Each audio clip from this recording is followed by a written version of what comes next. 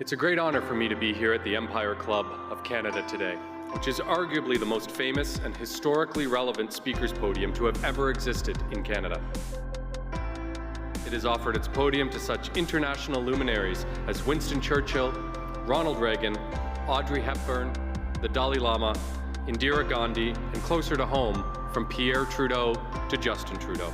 Literally generations of our great nation's leaders, alongside with those of the world's top international diplomats, heads of state, and business and thought leaders.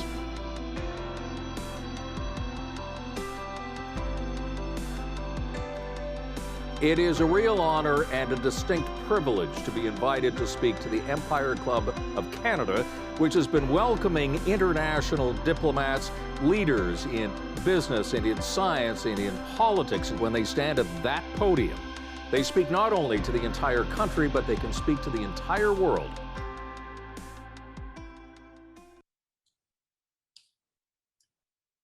Good afternoon. Welcome to the 119th season of the Empire Club of Canada. I'm delighted to be here with you and our esteemed speakers today. Thank you for your participation and support. Our role at the Empire Club is to inspire thought leadership and learning. As a trusted forum for conversations that matter, we provide a platform for the professionals of our community to profile their expertise. We hope to spark meaningful connections and productive dialogue by giving you, our incredible colleagues and peers, access to this nation's diverse wealth of knowledge and leadership. Welcome. My name is Kelly Jackson. I am a past president of the Board of Directors of the Empire Club of Canada and Vice President, External Affairs and Professional Learning at Humber College. To formally begin this afternoon, I want to acknowledge that I am hosting this event today on the traditional and treaty lands of the Mississaugas of the Credit and the homelands of the Anishinaabe, the Haudenosaunee, and the Wyandot peoples. In acknowledging traditional territories, I tried to do so from a place of understanding the privilege my ancestors and I have had in this country since they first arrived here in the 1830s. As farmers in southwestern Ontario, I imagine they felt a very deep connection to the land, and yet likely did not recognize how that connection was built on the displacement of others.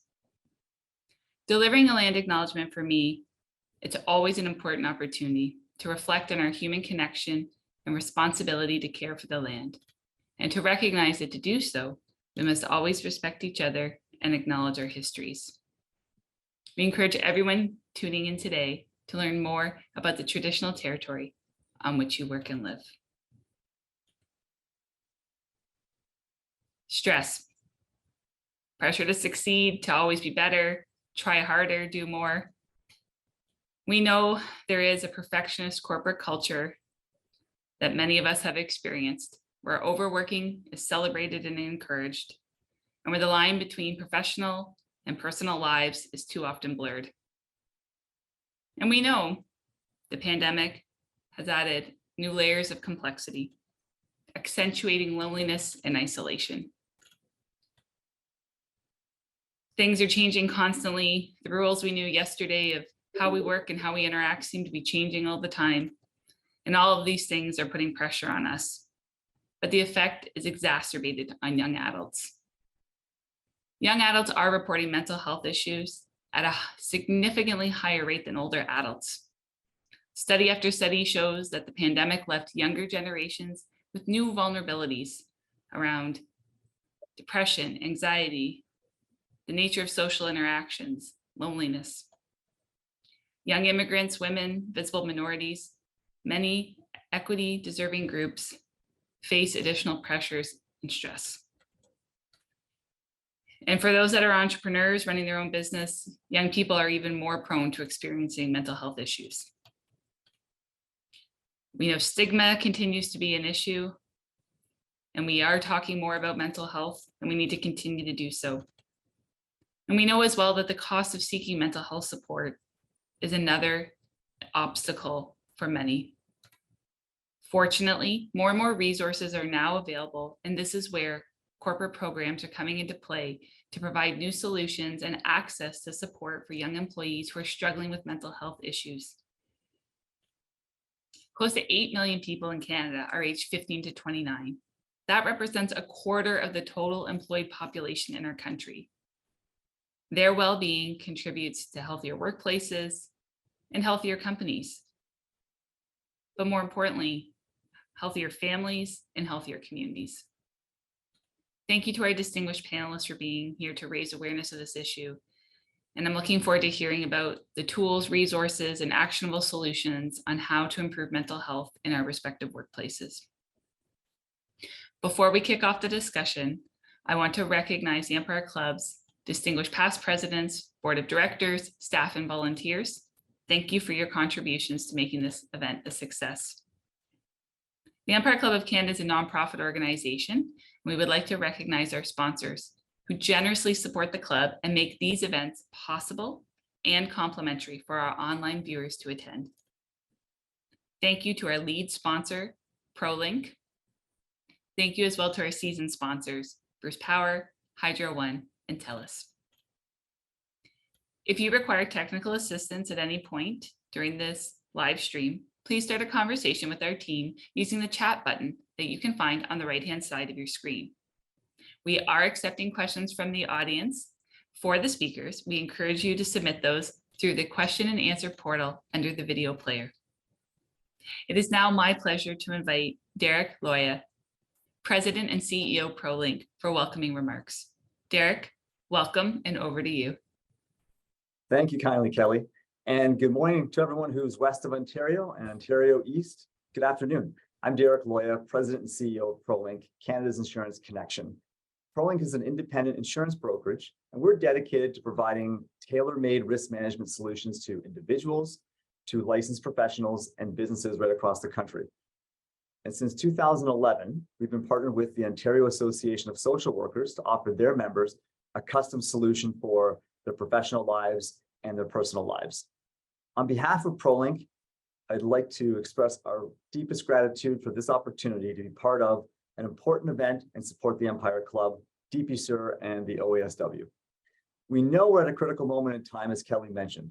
Society is increasingly recognizing the impact of mental health on individuals, communities, and organizations. And so by prioritizing mental health early on, we can empower today's young adults to thrive and shape a healthier and more compassionate society.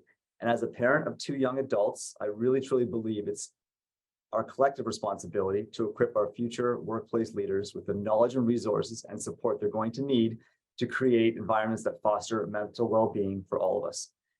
I want to thank the esteemed and dedicated panelists, the organizers, and participants who've come together today to engage in this very vital dialogue.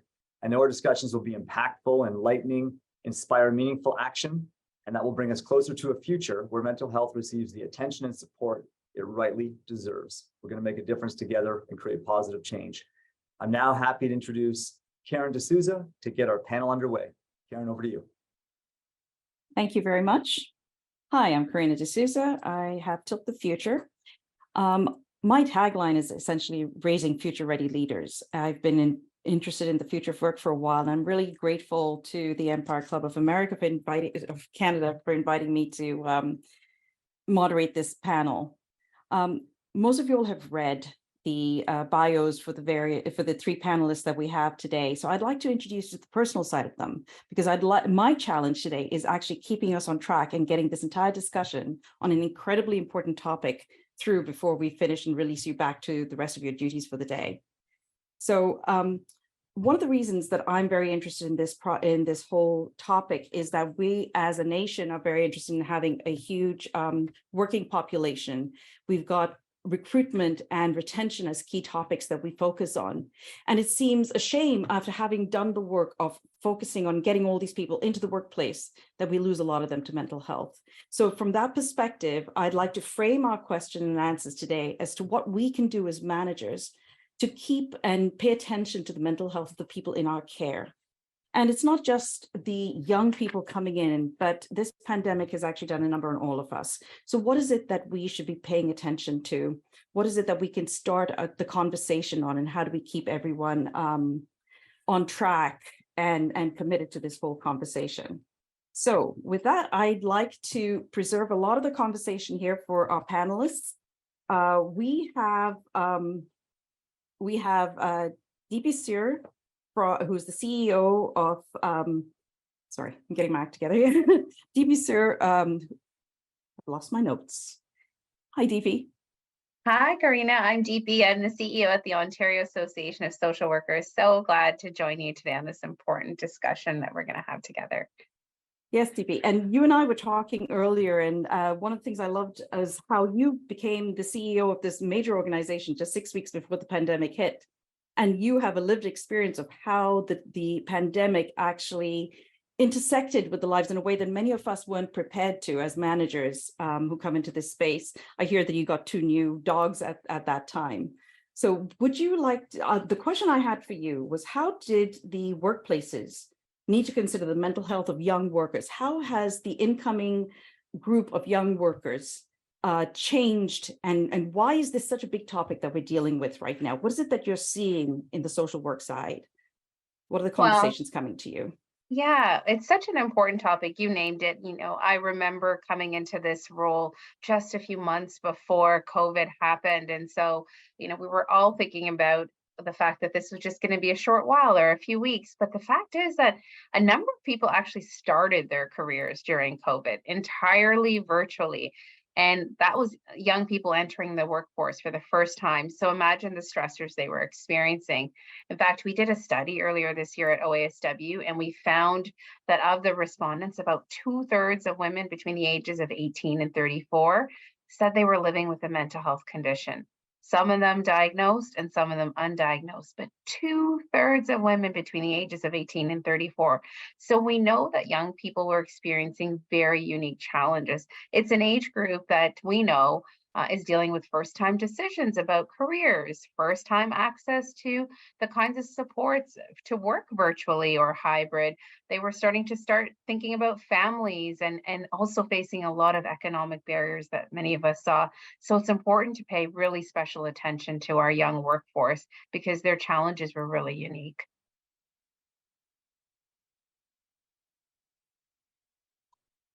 One of the topics that we'd all discussed when we were having our calls before this panel started was how it's also going to be very crucially important. One of the key takeaways we want from this panel, I believe all 4 of us, was to talk about how the various sections of our employee community have access to these tools and how they actually go about accessing them before they have that sense of truly needing them. Denny, you and I were talking about how when you feel you're at a moment of being despondent, it's almost too late to start figuring out what is the phone number you should access, how does this work, what are my concepts of confidentiality. So I'd love you to bring that into this conversation with DP about how people access the tools that they need, and also how they come to you as a mental health officer for KPMG and say that they might be in need. Yeah, I mean, accessing the tools, Karina, is one of the biggest challenges. I equate it to a mental health toolbox. Our listeners today perhaps have taken basic first aid or CPR, but if we ask them right now, if your child comes home and says, "Mommy, the world might be better off without," how are you feeling? Would you know what to say? Would you know what to do? Would you know what tool to access? So it is so critical that people populate their mental health toolbox before they need it. So you're banging on the proactive versus reactive with simple things on the work front. Like, I challenge all our listeners after this call to see if they could find your tools that they have at work. Why is there not a button on your desktop that says mental health at ProLink or mental health at wherever, so that people can access these tools? And Stephanie, you too had been making mention of that same concept of ease of access and being able to get to these key resources early. And I recall you using an interesting phrase. I think it was those people in power, like being able to set in place the toolbox. So for managers and HR people who might be on this call, either live or accessing it by listening to it later. And I know we have a really interesting cross-section who signed up to listen today. So we have people from the entire range, all the way from the boardroom to, HR and incoming young people. So I'd love for you to speak a little bit to how we advocate for adding more mental health resources and make them easier to find. I think when it comes to organizations and management, it's important to be consistent with what you're providing in terms of resources. We're back in person, some people are like, oh, it's all great. I would advise weekly in an email, just say, these are our resources. Don't forget EAP. If you have some, great BIPOC, Black, Indigenous, and people of color resources, stick them in there. It's not something you can kind of forget and address for 1 week out of the month. You need to be consistent. And a really big factor here too is your high functioning staff. I lived with depression, anxiety for 20 years throughout my beginning of my career, university as well. And no one would have guessed that. I'm extremely high functioning, but I was really struggling. So another thing that I think management really needs to think of, and I would advise, is just assume everyone is going through something, because you can't distinguish who isn't. So that's the best mentality to go in terms of supporting them. Stephanie, I could not agree more. I love the idea of sustainability. I think our decision makers on the call right now, people who are listening and thinking about what they should offer their employees, especially young folks coming in who don't know what's available. I like the button idea. I like the ability to have quick access through maybe the bulletins or the town halls your leader holds, talk about them at your team meetings. I mean, how many of us have been to a team meeting and been asked, hi, how are you? But maybe it's at the tail end of a meeting and there wasn't really a chance to ask or talk about the stigma with accessing supports for mental health or even substance abuse issues. Last year, we called upon employers to review their health benefit packages, because you might have access to social work or other mental health professionals. And there are so many of us across Ontario, and we encourage every mental health provider themselves to look at their work, but also every organization to double down on their mental health benefits and the access that they provide to employees. At least $1,500 should be available to each employee in their health benefits programs. And that means the opportunity, as you mentioned, Stephanie, to have sustainable and also ongoing supports for mental health and well-being. It's going to help our culture in our workplaces as well. Yeah. I also just want to add quickly, because I think a lot of times it's small things that prevent people from getting help. And DP, you'll appreciate this, working with social workers as well. A lot of people, they don't want to use their EAP because they're scared their employer might find out. Yeah. And I can't imagine being, 25? You're nervous, right? I think it has to be conveyed, and again, reminded, all therapists will lose their license if they divulge any information. So again, saying things that seems small, it seems maybe something everyone knows, but not everyone knows that. And you kind of reiterating that and reminding staff, I think, is very helpful, and kind of just giving them some sort of comfort, knowing that, it will be private. Great point. Yeah. Denis, you were going to say, I think, something similar, probably. Yeah, leading edge employee family assistance program now, it's an old model that's been around for years, right? But some of the models, when you call, you still get white mail from Northern Ontario. Denis, as your counselor, why, in a world where we want fit, we want diversity, we want people to feel included, why can you not see bios of the counselors that exist now with many providers? Why can you not get ongoing care, right? Many benefit providers, you have 5 visits, then what? So building on what you said, DP, of making sure your employee have $1,500 or $2,000 or whatever to spend on mental health. Imagine the world where you could start with your employee assistance program, have choice on your counselor, and after your X free visits of 5 or 6, which is normally what people have, that you can keep working with that same counselor, not to have to start over. That is what effective care that's inclusive, that people feel comfortable with once they get over this self-imposed stigma of confidentiality. That Stephanie explained so well, that people think, oh, my employer's gonna know if I call this place. They don't. Even in my role as a chief mental health officer, I would never know of our 10,000 team members who has called EAP. We just get broad buckets as to what they use it for. That's excellent.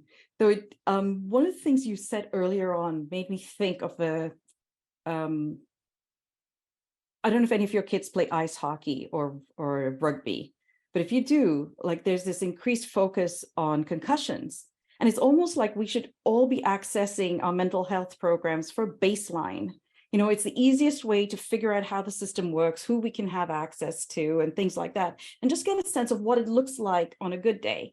You know, I often think that might be something that, you know, if we can encourage the people to use, you know, the littlest bit of their benefits package just to test out the system and get the process right. And I think, Denny, you said something really interesting to me when we had our call earlier, which is sometimes it's not just for us, sometimes it's for the people around us, you know, and there's so much part of our success as well. Do you want to feed on that a little bit and expand on that conversation?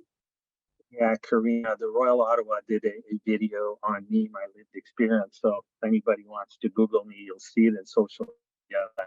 I've watched it 160 times and I still cry because I relive what you bestow to the supporters. And oftentimes, Karina, we don't talk about the supporters enough. In my case, my loving wife and what she lived through because Denis, a male, was reluctant to go get care.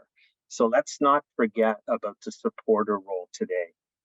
That is an easy time if you have access to an employee assistance program or any other of your local resource to call to say, hey, my loving partner, Karina, is going through a difficult time.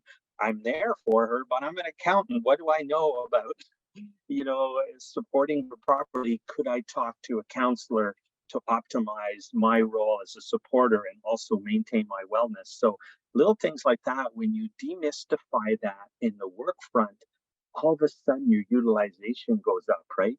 People realize that, I can call my employee assistance program for financial planning, career questions. It's not just when I'm in a dark spot, right? Right. And I You know, think DP, I think you're probably going to say something similar, like feeding into the future of work, where our lives and our business, our work lives are meshing into each other. One feeds into the success of the other. Is that kind of where you were going with your? yeah, absolutely. You know, even before the pandemic, mental health accounted for 70% of workplace disability costs. In fact, it was a leading cause of absenteeism. And that cost the workplace $6 billion annually in lost productivity.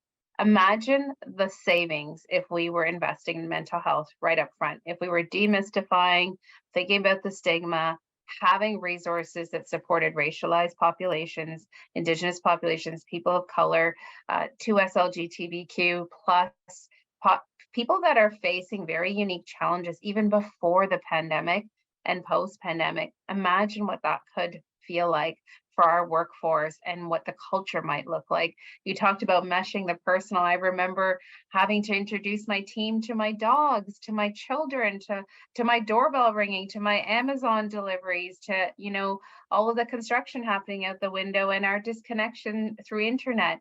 We really had to be much more vulnerable with each other to be able to talk about mental health much more openly. And that was a big shift in how we saw investing in our future workforce and how we thought about leadership as well. Right. And you brought up a key point there, retention, because I think very often, you know, we talk about recruitment and retention, but the energy it takes to recruit somebody new involves so much of the organization, involves so many people, so many interviews, so many, you know, components. And any one person we can keep a little bit longer, any one person we can attract to our organization automatically really is a plus in terms of economic well-being for our organizations. Stephanie and I were talking about the younger population in particular, and how the pandemic has changed their confidence levels as they come in. And one of my children actually works for one of the sponsors for this show. And she did most of her first 2 years during the pandemic. And recently I was able to go back to England and meet somebody who was my first manager. And I recognized how different my experience in those first 6 months of learning how to navigate corporate life has been so different for the two of us. So Stephanie, do you want to talk a little bit more about what we were chatting, the whole EQ skills component?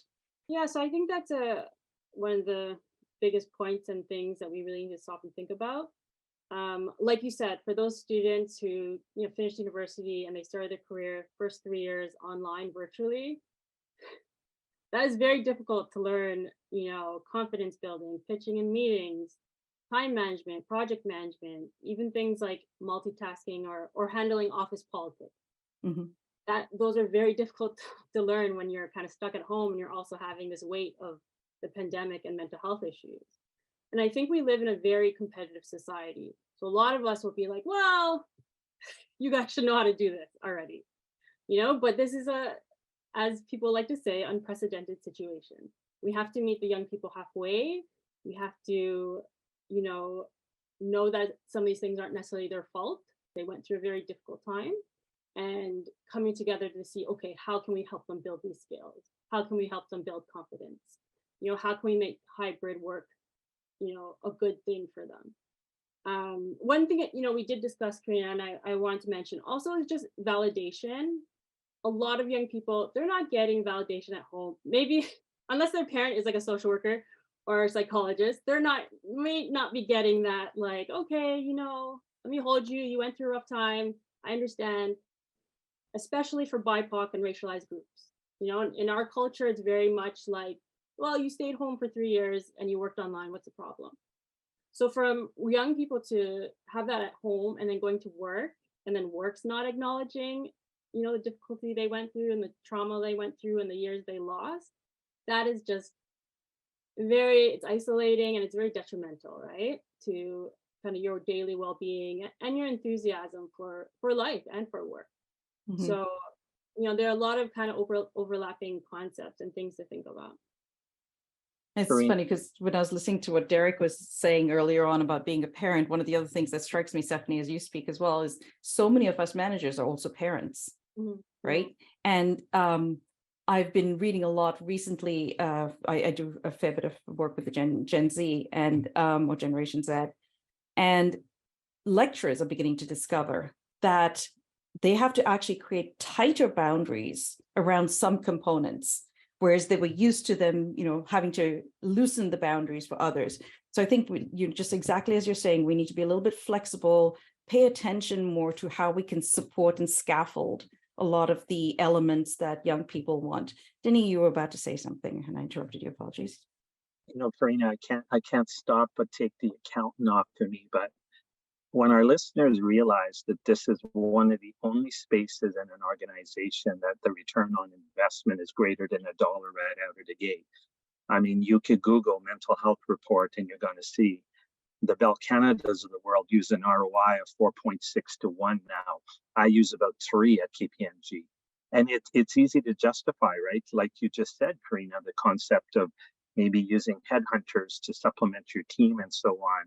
You leave PMG, you take clients with you. So on the business side, Yes. I love doing it for the humanitarian. It's the right thing to do to care for your team. But just when you know the statistics, that DP said earlier, the cost, another one that always opens my eyes is when doctors use the concept of presenteeism. It's a factor of 7.5 times. So that means that if you have been off work, Karina, for a month, upwards to 7.5 months already, you haven't been at the top of your performance of your game. And when we look back on that, it's the reality, right? Because if Denise been slipping a bit, that didn't usually happen overnight. It's the potpourri of everything going on in my world. We think work is doing it to us, but I, in 7 years, have not met a team member where it was simply work. It's the complexities of life, this new hybrid model, forest fires, what's happening in Ukraine, family issues, right? So the more we can equip our team members on the proactive side versus reactive, I think the more it's a win-win for all of us. Absolutely. It can feel really daunting, right, to some of our listeners. Like, how do I do this? How do I manage all of these, complexities that young people or my entire workforce is even dealing with? You were talking about some of the stats. I was astounded to read a study from Boston Consulting Group that said 40% of Gen Z employees said they were at a mental health breaking point. 40%, that's huge. And then, we're talking about other big populations like baby boomers, millennials, and Gen Z, but we know that we need to prioritize the mental health of this population because they're the future of our workforce. So even starting with small things, I was thinking a little bit about you and your role and your experience and how daunting it can feel. And yet we know that taking those very small steps, Stephanie, like you were talking about, around bringing, those conversations to the forefront all the time, Karina, addressing like what it feels like to have these conversations regularly at a team meeting. You don't always need to be an expert on having the conversation. What you need is the ability to hold yourself accountable as an organization to change and shift and talk about mental health and the stigma attached to it much more differently than we ever have before. You're so right, Dee. Like, it's the day that you realize this is an everybody issue and not an HR issue, that's where you win, right? Demystifying it, like Stephanie mentioned, just talking about it, putting it on the work agenda. Like, I love avoiding the mental health parade, mental health week. Let's talk. Why? Because our team members have so many other amazing things they can participate in.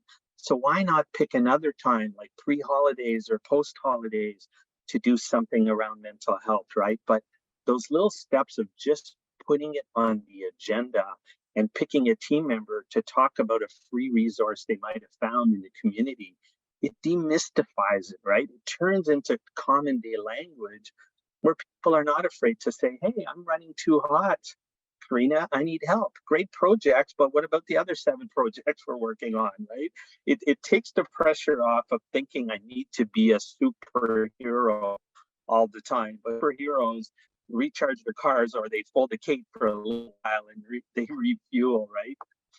Yeah, and you realize you might not be alone, especially for me. I've spoken to many young, racialized folks who may not see leaders that look like them or may not know how to have those conversations. And, I go out of my way sometimes to ask or to check in with people differently than I might, before, and knowing what their experiences look like, or at least looking for resources that connect people to good mentorship. We know mentorship has shifted the way that people lead. And I just want to acknowledge the importance of competency building for managers and leaders and people that are even coming to the workforce to think about leadership. Things like empathy, these aren't things we talked about in the past. Now they're part of our competencies as leadership, as leaders in this new world, especially hybrid. And I see so much of that coming up in this discussion, how we lead as well. Yeah, I just wanted to add, you guys kind of touched on, it's good business, right? Everyone knows that. If you're not kind of addressing this junior level, what's going to happen to all that work? Who's going to do it? And it's about a generation of workers that, we need to figure out, because we do need them. And I think an interesting way to think about this is there might be all-stars that are struggling and they can't perform, and you're losing what they could have contributed. Maybe they're really good at sales. Maybe they have brilliant ideas. Maybe they're really driven, but because they're struggling with their mental health, they can't bring that to the workplace and to the organization, right? So, Yeah. It's kind of another point of view for understanding the business model, right? You're not going to get the best if everyone's struggling. Great point. I agree. This is good business sense, investment in your business and your future and your workforce. And these are the leaders of today and tomorrow. I mean, we lead at every level we're at. And that's something I often talk about, but I love what you're saying, Stephanie, as well. I agree. And it's good business sense, yet sometimes very overlooked, right? I was going to say, it's also a very good, good for humanity. It's the right thing to do, yes. But it's also a good business decision. Let's not forget, though, that mental health is health. Here's one thing that bugs me as a chief mental health officer. Oftentimes, because of that self-imposed stigma or people's knowledge, it's the notion that stress equals mental health disorder. I think we have to get that out of our vocabulary. Long periods of improperly managed stress could lead to mental health disorders, right? As employers, we have a role to play to make sure we have a supportive environment, that the tools are there, that it's not a toxic workplace. But as an employee too, Denis can't hold the hand of 10,000 employees, get them to click on mental health at KPMG to go populate their mental health toolbox, right?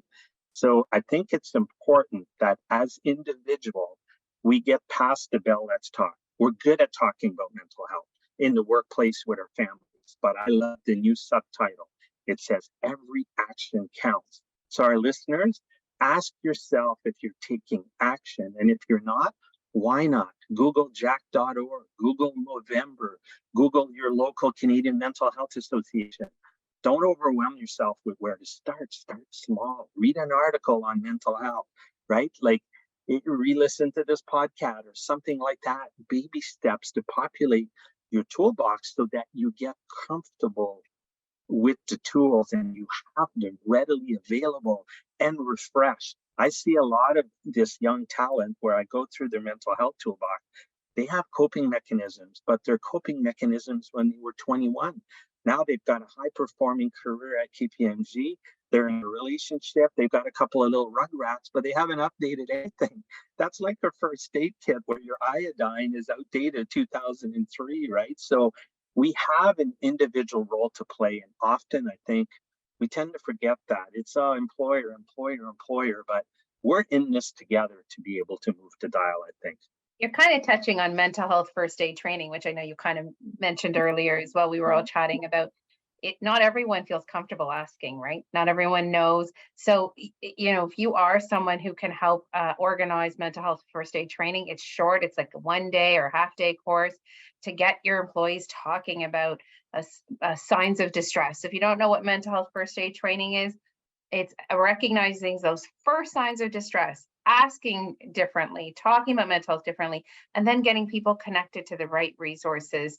Exactly what you said, Denis, like the way that you have conversations with your employees, the ways that you check in, the ways in which you talk about the resources that are both free and accessible and maybe that are not free, but part of benefit programs. It changes the way that you have those interactions. So it could be a small first action that would start getting your entire team talking about mental health a little differently.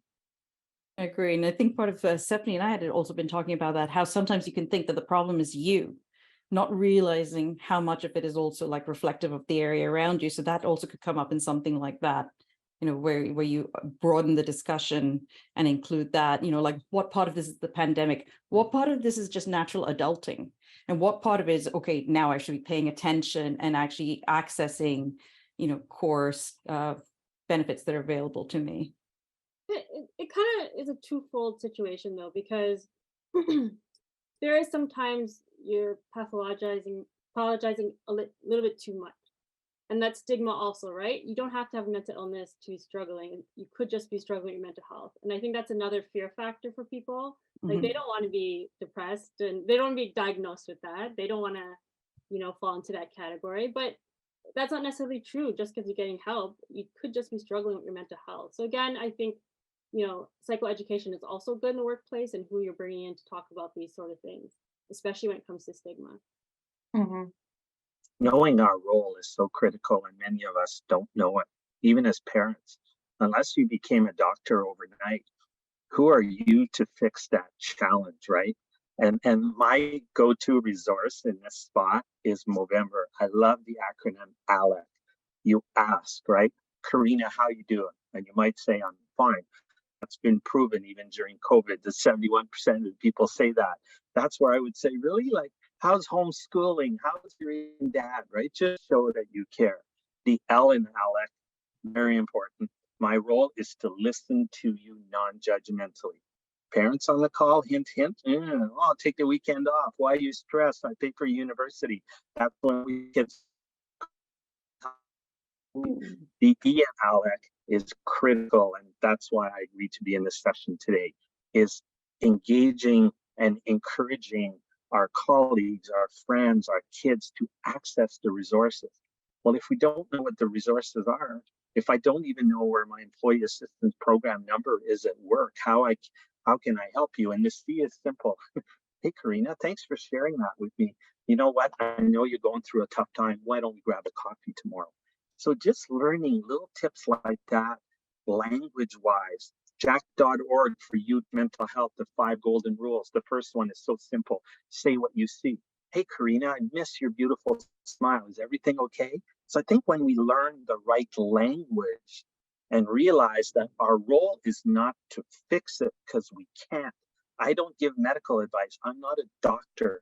I'm an accountant, but I know the resources inside out and I drag people to them. That's our role as coworkers, as parents, knowing where these resources are overlaid on top of the mental health first aid DPs. That course is amazing. I think any employer, you want to give a gift to your team members, send them to go take that course before they even start working for you, because that's a life skill. It's where they'll learn an acronym, even how to talk to someone who's at risk of self-harm. Who would want to be comfortable with that, especially if you have youth in your life, right? I think you raised really something important, Denis, that we are definitely talking about how to have conversations and reduce stigma and make mental health a part of discussions most regularly at work and part of your workplace culture and development. But we also need to acknowledge that even though we're going to create spaces for conversation, those spaces might bring up very complex and serious issues like anti-racism, like inclusion, like leadership or harassment or workplace discrimination. We know that our young people are definitely attuned to their rights and social justice. And as a result, they could be really afraid to report incidents of chronic stress. And that could be anything from personal worries about self-harm or substance abuse or even suicide through to what they're experiencing in a toxic work environment. And so it's incredibly important that people can access those resources, as you mentioned earlier, not just confidentially, but they know where to access them on their own and how to deal with some of the stress. Look at the last 3 years, we were also dealing with caregiver distress, and we haven't even talked about what it felt like to, be working in one room and have your children logged on just steps away from you possibly, or to be a young graduate who only knew a virtual learning environment and then be doing interviews through a virtual online platform and being onboarded that way. There's no cooler talk or coffee chats the same way, that's for sure. Stephanie, you also had, you were talking about how through the pandemic, you had like life situations happening as well. Yeah. Well, in terms of personal challenges or, yeah, it was a difficult year. I think, again, everyone kind of went through, everyone has their own story for the last 3 years, I think, regardless of, what realm of their life, but, everyone had Right. Yeah. And I think as managers in general, just making sure that, recognizing that sometimes when someone's not 100% at their desk, when their mind isn't physically with them at their desk, there could be, like Denis mentioned, one of 100 other reasons: the wildfires, the wars, they could be affected by a whole bunch of other issues that are going on around them, and just being attuned to this. And I know it expands. I mean, I'm old school industrial era manager type, right? So, like I'm of the era where your work was separate from your home. They never mixed. And that is quite different nowadays. I think as managers, we have to evolve with the times. And that might not be comfortable for someone my age, but it's something that we all have to learn in order to be able to survive. I mean, right now, we're actually 4 generations in the workplace. And that's quite a cross section to manage, especially if you're in the volunteer space where you've got people returning to help out in the workplace, but they're not being paid. They have a wisdom to them. And then you juxtapose them against Gen Z who are just coming out of this virtual environment. And that can be quite a cross section to manage as a manager and get product out, get results delivered.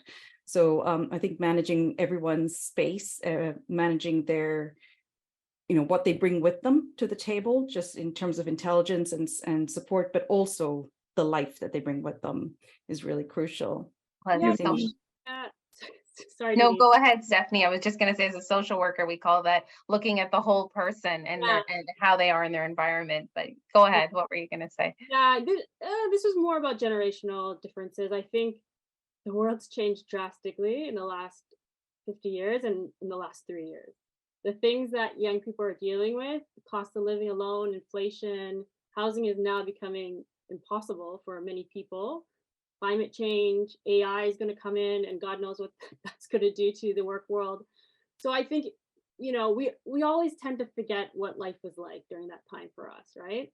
And, generations are always kind of pitted against each other. They're entitled, they're this, they're that. But we really need to pause and think about, what what they're experiencing right now and the world that they're coming to age in, because it is drastically different. And that's important to acknowledge and remember. So we're rapidly approaching the point at which people are going to be returning to their desks. Before we close the official panel discussion, I'd like to quickly ask each of you all in turn, is there a key message or key piece of advice you'd want to make sure that your audience, like the way I describe it is like, what would you want them to scribble on a Post-it and put right in front of them so that it's always top of mind? Is there like a key piece? Denny, would you like to start us off? What came to mind is suffering in silence is easy. Asking for help is difficult, but that's when your recovery starts. That's fabulous. DP.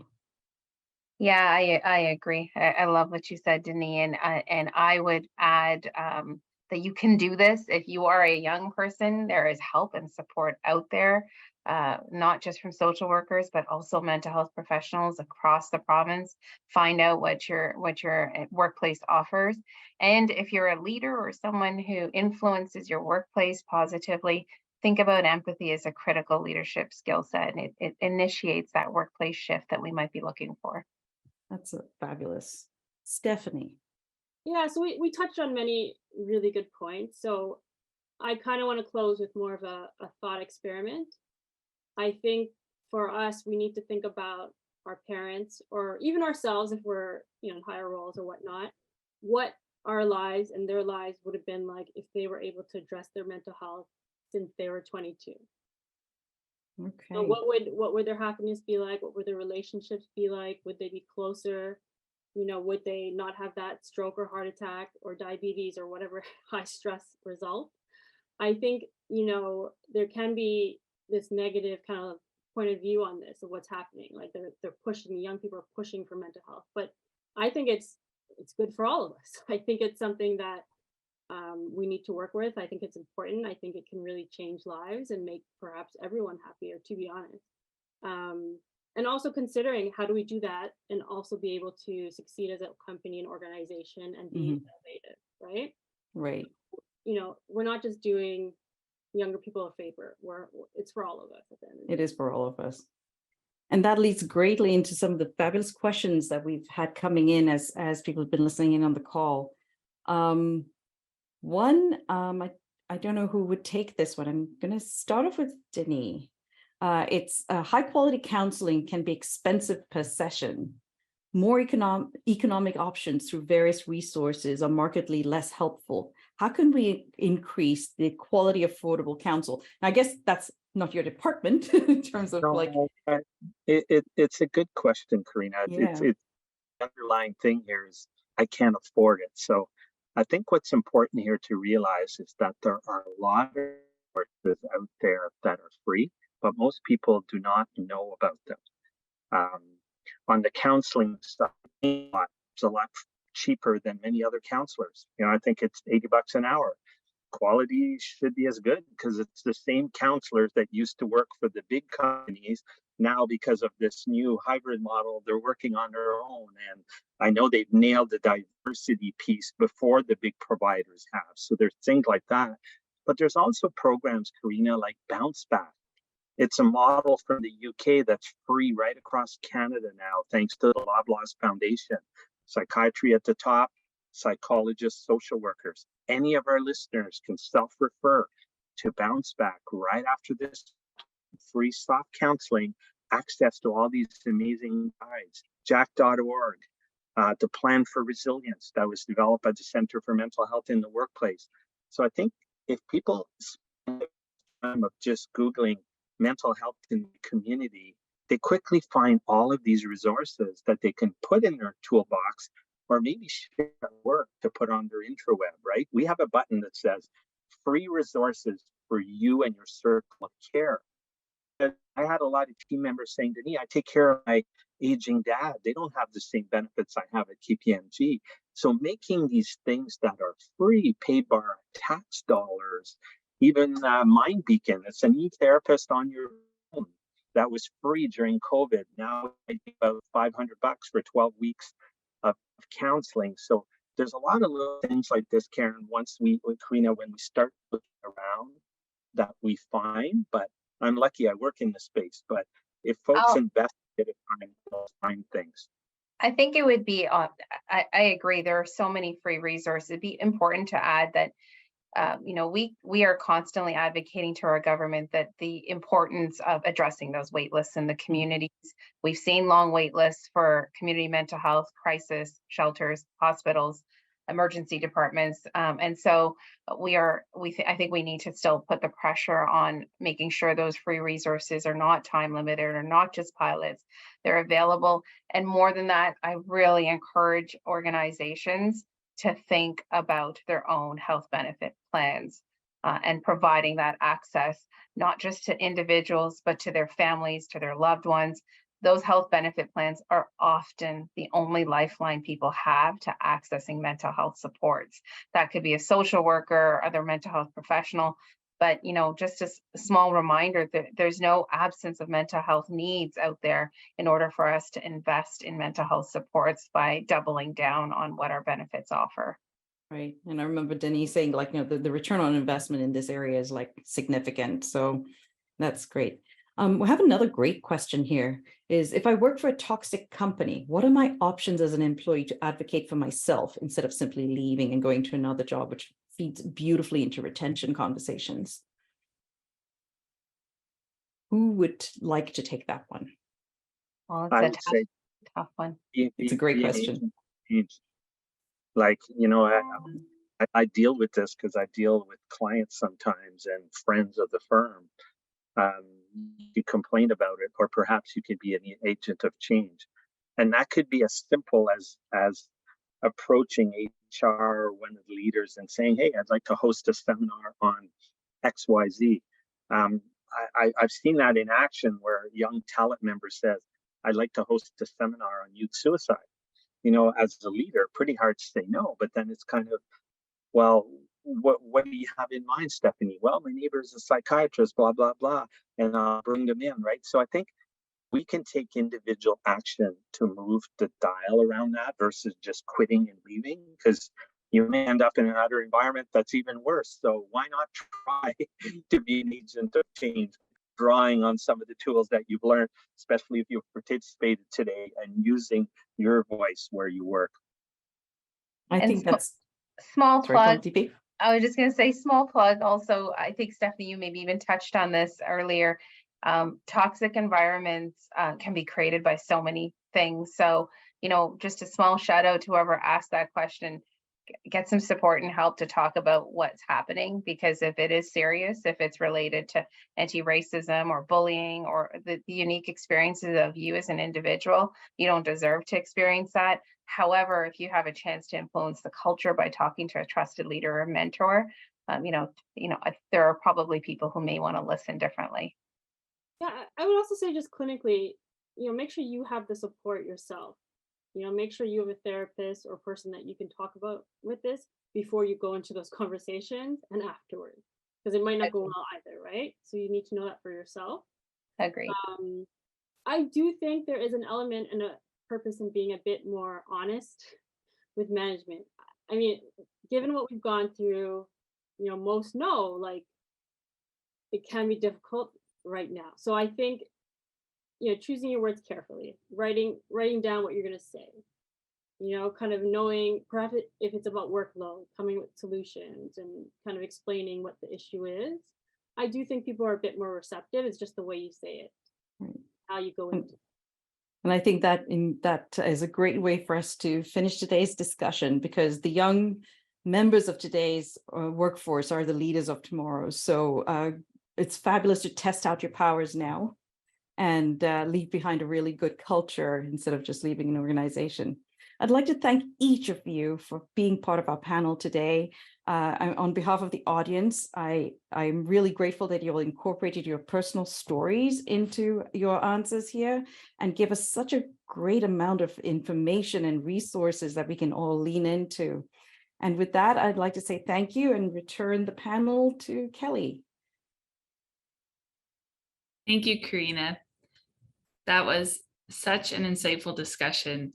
I'm personally going to be reflecting on a number of the points that were made for quite a while, and really feeling encouraged to think about how I can take some of those small steps and actions, and just I think being reminded that as a colleague and as a leader myself, that's we don't have to solve all the problems, but we do have to act.